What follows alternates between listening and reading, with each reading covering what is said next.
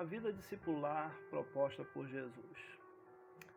Andar com, andar como, parecido com, pertencente a, totalmente comprometido e envolvido por.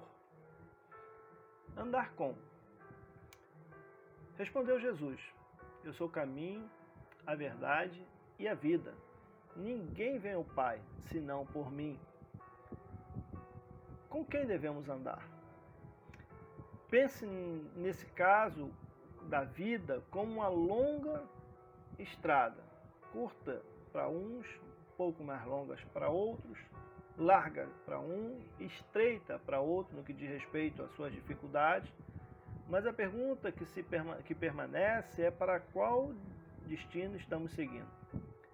Creio que negligenciar essa resposta nos trará consequências desastrosas para a nossa vida e para o que há de por vir, a vida eterna.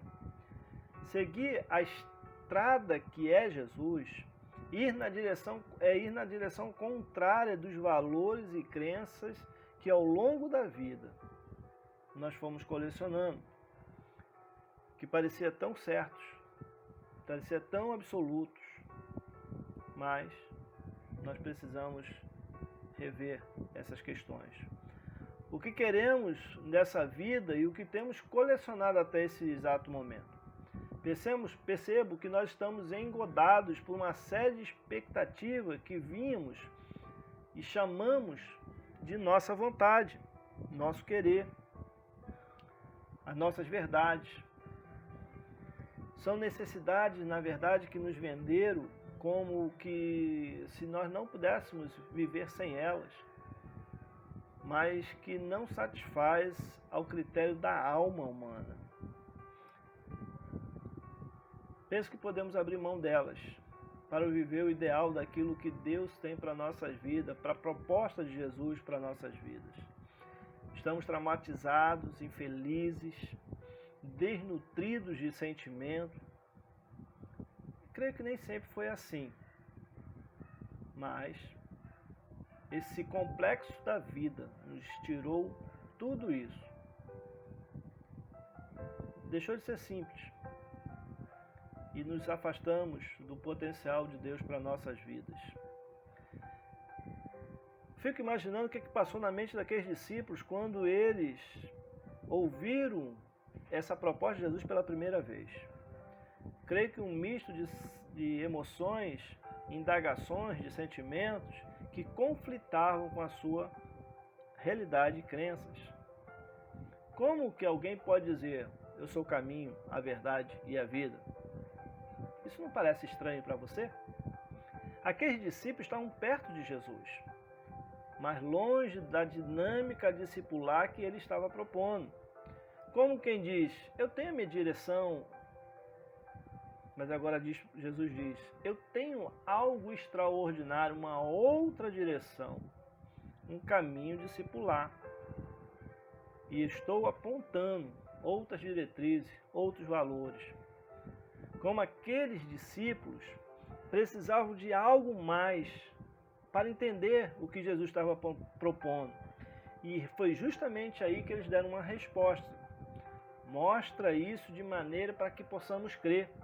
Algo que atenda às nossas exigências, a nossos mais profundos critérios. Se você propor isso, se você mostrar isso, já nos basta. Andar com Jesus é justamente não ter as suas exigências atendidas, o seu aspecto intelectual contemplado, ou qualquer referência a si mesmo. Pelo contrário, é atender às exigências daquele que vos chamou para uma vida totalmente diferente do seu modo de ver e viver a vida. Uma grande diferença está justamente aí. Não é ter nossas necessidades atendidas, justamente ao contrário. É voltar para aquele que tem a resposta e confiar que ele apresentará quando e como quiser. O caráter da vida discipular apresentado por Jesus está ligado diretamente ao conhecimento e ao aprofundamento do relacionamento discipulador com Ele. Como podemos dizer, mostra mais alguma coisa? Como eles podem dizer, mostra mais alguma coisa? Creia que pelo menos pelas coisas que eu já fiz. Essa é a resposta de Jesus para mim e para você. Ele já fez.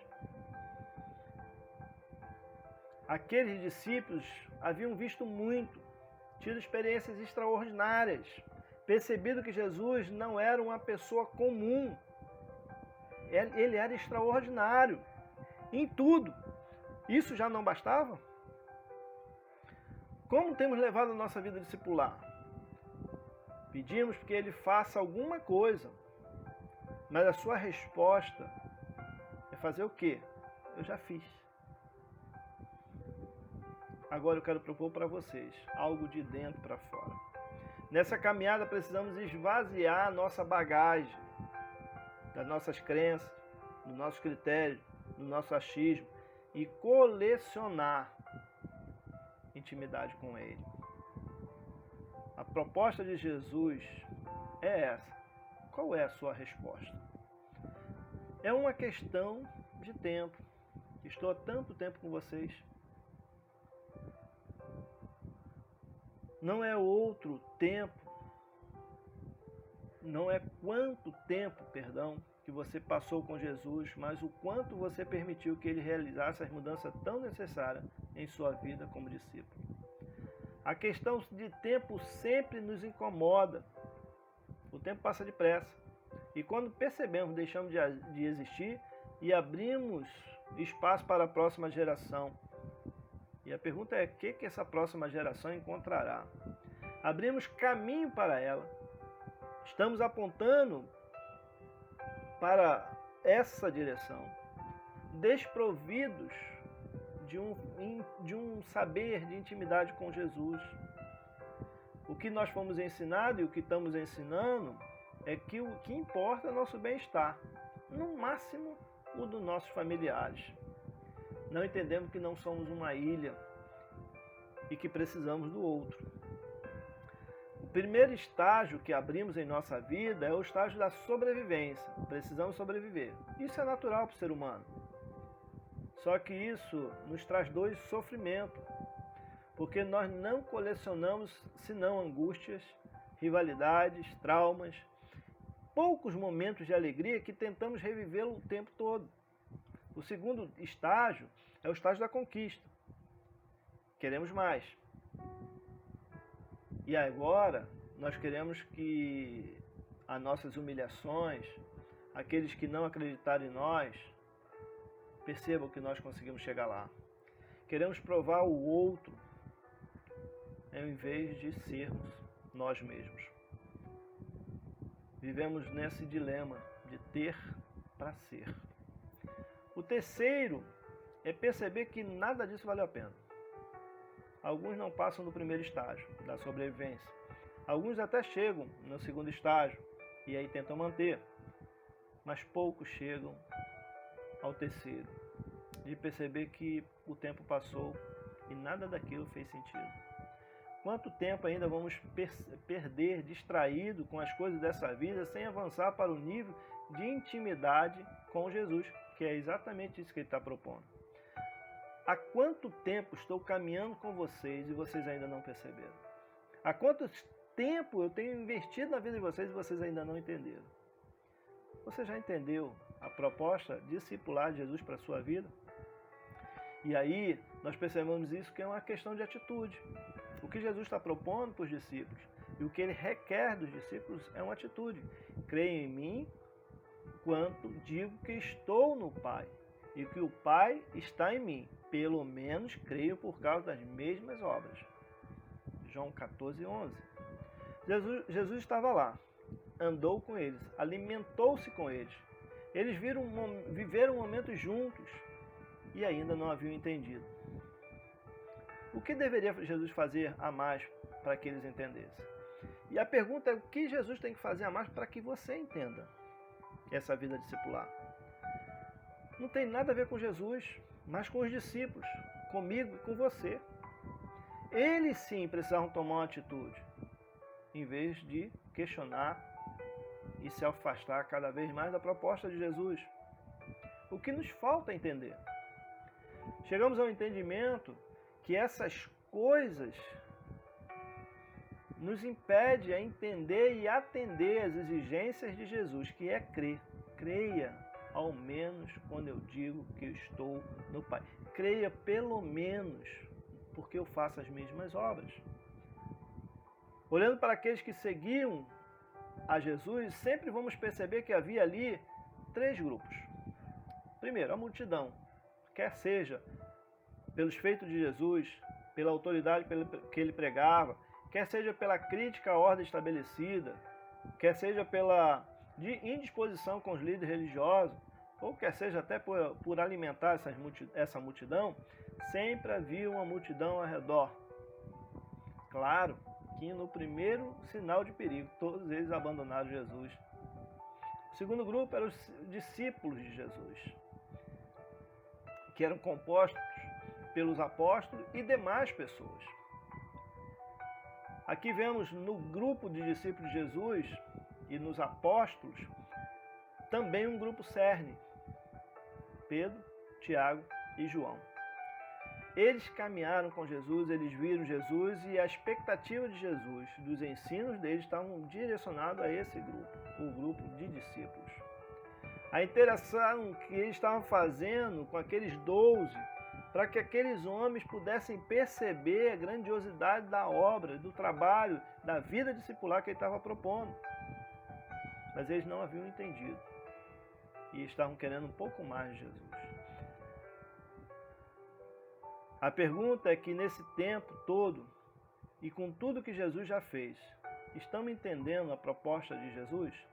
Crer é uma decisão, uma atitude de vida. Deixar de nos distrair com aquilo que satisfaz a nossa alma, mas crer é de dentro para fora. Não dá mais para andar sem crer absolutamente no que ele pode fazer. Mas entendemos o que isso requer de nós? Ir na direção contrária, remar contra a maré, sair do nosso conforto e não ser entendido pelos outros, não ser aceito pelo grupo. A pergunta é: em qual desses grupos você está? Não é qual deles você gostaria de estar ou pensa que está, mas em qual deles? Pelo critério de intimidade, pelo critério de crer, você pertence hoje. O critério de Jesus, ele é claro. Jesus continuou: se vocês me amam, obedeçam os meus mandamentos. Não dá para seguir a Jesus e andar com Jesus sem obedecê-lo. Você pode ter as suas razões, suas críticas, suas exigências, as suas qualidades, as suas intenções, sua teologia e até mesmo uma religião, dentre tantas outras coisas. Mas o que fará diferença na vida discipular é a sua obediência a Jesus. Isso iniciou com uma proposta de caminhada e terminou com a exigência de amor.